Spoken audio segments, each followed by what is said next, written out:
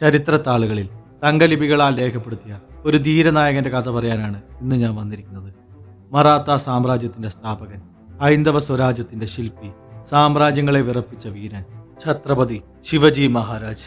1630 ഫെബ്രുവരി 19 ശിവനേരി കോട്ടയിൽ ഷഹാബി ഭോസ്ലെയുടെയും ജീജാബായിയുടെയും പുത്രനായി ശിവജി ജനിച്ചു. ഒരു സാധാരണ കുടുംബത്തിൽ നിന്നായിരുന്നില്ല അദ്ദേഹത്തിന്റെ ജനനം.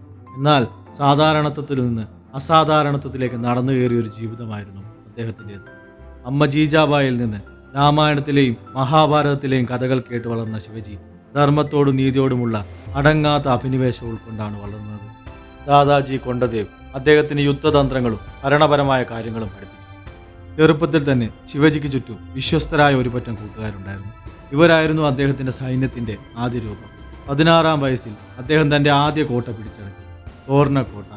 ഇത് അദ്ദേഹത്തിന്റെ സ്വപ്നങ്ങളിലേക്ക് ഒരു കവാടം തുറന്നു. പതുക്കെ പതുക്കെ അദ്ദേഹം ബീജാപൂർ സുൽത്താനത്തിന്റെ കീഴിലുള്ള കോട്ടകൾ ഓരോന്നായി പിടിച്ചെടുക്കാൻ തുടങ്ങി.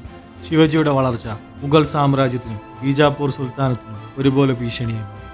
1659 ബീജാപൂരിലെ സൈന്യാധിപനായ അഫ്സൽ ഖാൻ ശിവജിയെ വകവരുത്താൻ പദ്ധതിയിട്ടു. പ്രതാപ്ഗഡ് കോട്ടയുടെ താഴ്വരയിൽ നടന്ന ഈ കൂടിക്കാഴ്ചയിൽ അഫ്സൽ ഖാൻ ശിവജിയെ ആലിംഗനം ചെയ്യുന്നതിനിടെ ചതിയിലൂടെ കുത്തിക്കൊല്ലാൻ ശ്രമിച്ചു. എന്നാൽ കടുവയുടെ നഖങ്ങൾ എന്നറിയപ്പെടുന്ന വാഗ്നഖ് ഉപയോഗിച്ച് ശിവജി അഫ്സൽ ഖാനെ വകവരുത്തി. ഈ സംഭവം ശിവജിയുടെ ധൈര്യത്തിന്റെയും ബുദ്ധിയുടെയും പ്രതീകമായി മാറി. ഷായിസ്ത ഖാനെ തോൽപ്പിച്ചതും സൂറത്ത് നഗരം കൊള്ളയടിച്ചതും ശിവജിയുടെ യുദ്ധതന്ത്രങ്ങളുടെ വിജയങ്ങളായിരുന്നു. 1665 മുഗൾ സാമ്രാജ്യത്തിന്റെ സേനാധിപൻ ജയ്സിംഗുമായി പുരന്തർ ഉടമ്പടി ഒപ്പുവെച്ചതിനെ തുടർന്ന് ശിവജിക്ക് മുഗളരുമായി സന്ധി ചെയ്യേണ്ടി വന്നു. എന്നാൽ ഡൽഹിയിൽ ഔറംഗസേബിന്റെ തടവിലായിരിക്കുമ്പോൾ തടവ് ചാടി മടങ്ങിയെത്തിയ ശിവജി തന്റെ പ്രതിജ്ഞാബദ്ധത ഒരിക്കൽ കൂടി തെളിയിച്ചു. 1674 റായ്ഗഡ് കോട്ടയിൽ വെച്ച് ഛത്രപതി എന്ന സ്ഥാനപ്പേരിൽ ശിവജി കിരീടധാരണ നടത്തി. ഇത് ഒരു പുതിയ സാമ്രാജ്യത്തിന്റെ, ഹിന്ദു സ്വരാജ്യത്തിന്റെ ഔദ്യോഗിക പ്രഖ്യാപനമായിരുന്നു.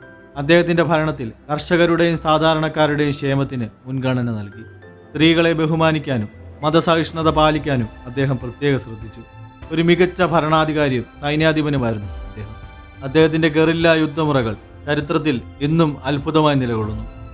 1680 തന്റെ 50-ാം വയസ്സിൽ മഹാനായ ഛത്രപതി ശിവജി അന്തരിച്ചു. എന്നാൽ അദ്ദേഹത്തിന്റെ മരണം ഒരു അവസാനമായിരുന്നില്ല, മറിച്ച് ഒരു മഹാസംസ്കാരത്തിന്റെ തുടക്കമായിരുന്നു.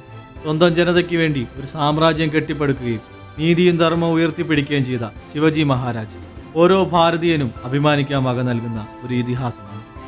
ധീരതയുടെയും നേതൃത്വ പാടവത്തിന്റെയും പ്രതീകമായ ഛത്രപതി ശിവജി മഹാരാജിന്റെ ഈ ജീവിതകഥ നിങ്ങൾക്ക് ഇഷ്ടമായി എന്ന് കരുതുന്നു.